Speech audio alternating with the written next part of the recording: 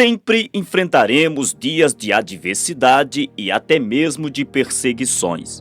E o que definirá sua vitória é a forma com que você se posiciona. Todo posicionamento é resultado de um conhecimento.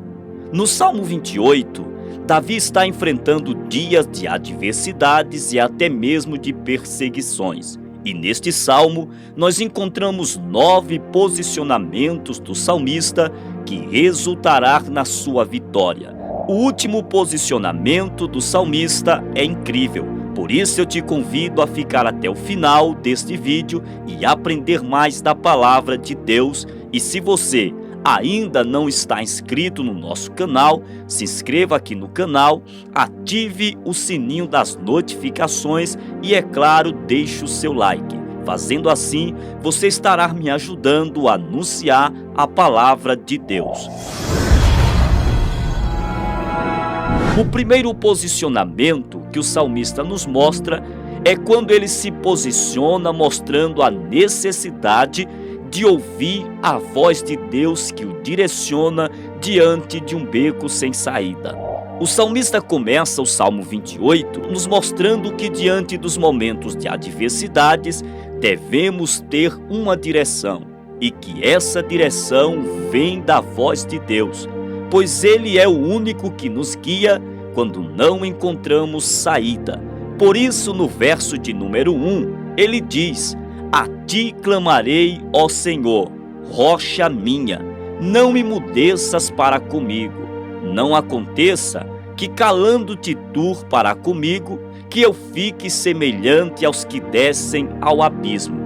Nesse versículo, fica muito evidente que a voz de Deus direciona o rei Davi e o livra até mesmo da morte, sendo Deus a sua rocha, ou seja, a sua segurança. E por isso o clamor desse personagem é constante.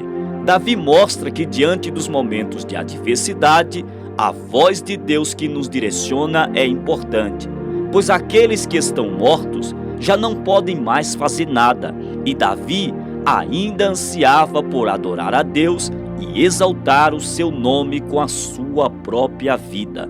Em segundo lugar, o salmista Davi nos mostra que se render em súplicas diante de Deus é um posicionamento importante. No verso 2, o salmista nos ensina que se render a Deus em súplica pode mudar a sua história, mas ele deixa muito bem claro que não basta apenas se render em súplicas, é necessário uma entrega total a Deus em sua presença, uma entrega de corpo, alma e espírito.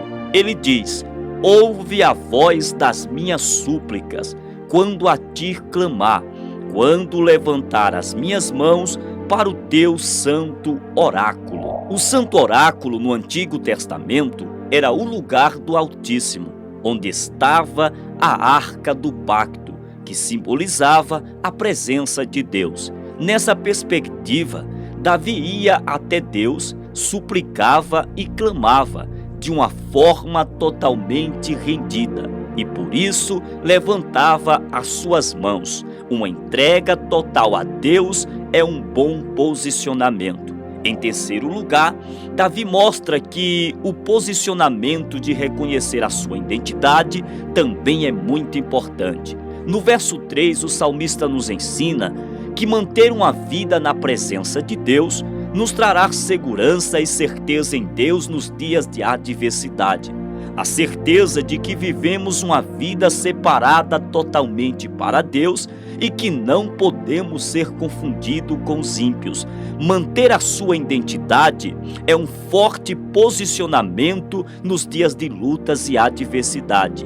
Ele diz: "Não me arraste com os ímpios e com os que praticam a iniquidade, que falam de paz ao seu próximo, mas têm o mal nos seus corações."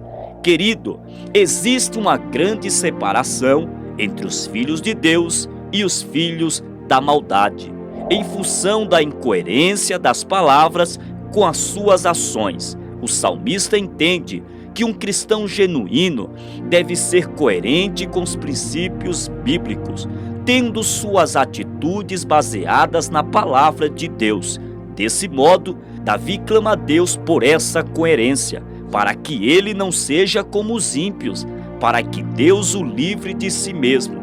Esse é um clamor que deveria ser diariamente presente na vida de todo aquele que serve a Deus. O quarto posicionamento de Davi, ele mostra ter a certeza da colheita baseada no que plantou. Sim, no verso 4, o salmista diz: dá-lhe segundo as suas obras e segundo a malícia dos seus esforços. Dá-lhes conforme as obras das suas mãos, torna-lhe a sua recompensa. Nesse contexto, Davi clamava a Deus para que ele intervisse com justiça sobre aqueles que possuíam a maldade no seu coração, e que essa justiça fosse proporcional aos atos destes homens. Tudo o que eles estavam plantando só cooperou com a oração do salmista para que Deus intervisse com justiça na vida de Davi. Certamente a colheita chegaria. O salmista entende que a lei da semeadura é certa. Ele entende que Deus iria entrar com justiça ao seu favor. Os ímpios teriam a sua recompensa. Tudo aquilo que plantamos, certamente colheremos. E Davi entendia muito bem da sua vida com Deus e do que estava vivendo. Quinto lugar, o salmista entende que observar a obra de Deus também é um forte posicionamento. Ele diz: porquanto não atentam para as obras do Senhor, nem as obras das suas mãos, pois que eles derrubará e não os reedificará. Aqui Davi mostra a sua indignação. Uma das características do rei Davi era observar as obras do Altíssimo e viver de acordo com os princípios dele. Mas, infelizmente, isso não é algo mais presente na maioria dos cristãos da nossa atualidade. Partindo desse ponto, percebe-se o risco de cair e não se erguer, ao não andar observando as obras do Senhor. Diante dos momentos de adversidade, esse é um forte posicionamento. Pare um pouco, comece a observar as obras de Deus e você perceberá que existe um Deus que está sempre ali para te ajudar e te erguer novamente. Observe que diante da luta você tem um Deus que é o teu refúgio e socorro bem presente. O sexto posicionamento do salmista é demonstrar a Deus a sua gratidão. Ele diz: bendito seja o Senhor, porque ouviu a voz das minhas súplicas. Devemos expressar ao Senhor a nossa gratidão. A gratidão tem o poder de nos levar a lugares altos. Por isso, o salmista entende que bendizer a Deus é como ser transportado de um lugar de dor para um lugar de paz. Ao ser atendido, Davi não se esquecia de bendizer e glorificar ao nome de Deus. Como também, em seus salmos, Davi leva vários elementos da criação a fazerem o mesmo. Esses momentos em que Davi para bendizer ao Senhor é perceptível em vários salmos, o que é notado também no Salmo 29, onde nós ainda estudaremos. O sétimo posicionamento é você saber de onde vem a sua força. No verso 7 ele diz: o Senhor é a minha força e o meu escudo. Nele confiou o meu coração. Fui socorrido. Assim o meu coração salta de prazer. Com o meu canto o louvarei. Em vários capítulos no Antigo Testamento são relatados as vitórias de Davi em meio às batalhas. Mas ele possuía uma segurança muito ímpar daquele que nunca perdeu uma guerra, o Senhor dos Exércitos. Davi era de pequena estatura, mas Deus era a sua força. Davi, ao guerrear contra Golias, não usou escudo, mas Deus era a sua segurança.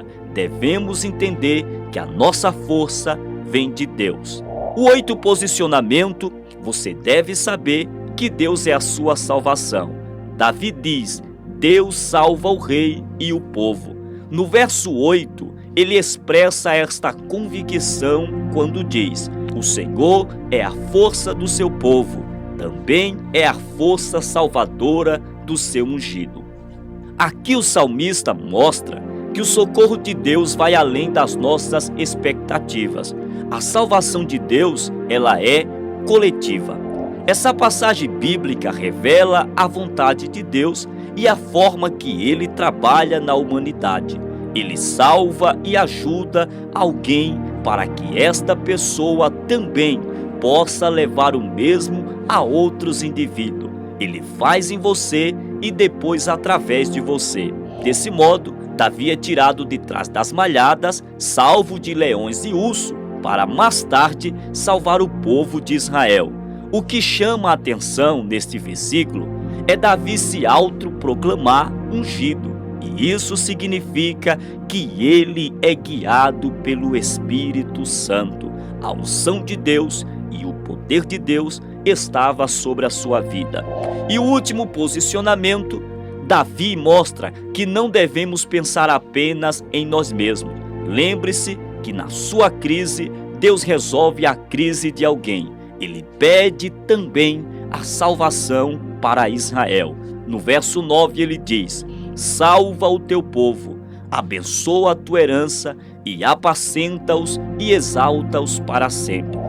Mesmo diante das adversidades, Davi sabe do plano de Deus para com Israel. O plano inicial de Deus sempre foi salvar a Israel e a herança dos filhos de Deus. Por isso Davi pedia para que Deus abençoasse o povo hebreu. Nesse versículo, Davi também pede para que ele apacente. Isso significa que o rei queria que esse povo ficasse unido e não disperso, pois esse é o objetivo do apacentamento. Ele é nítido no coração de Deus e também em Davi, pois ele também amava e buscava o bem de Israel, assim como Cristo. Lembre-se que nos dias de adversidade, na sua crise, Deus também resolve a crise de alguém.